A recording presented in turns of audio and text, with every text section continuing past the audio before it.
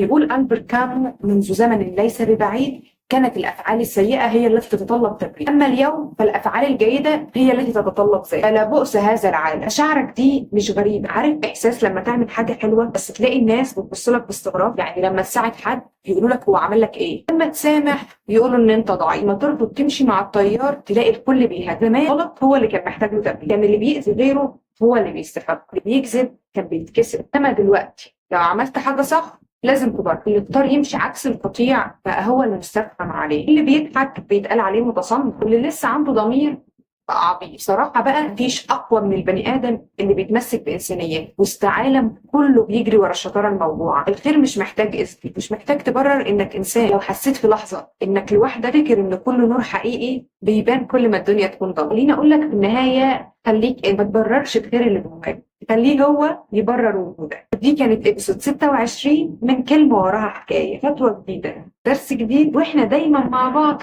في رحلة المعرفة.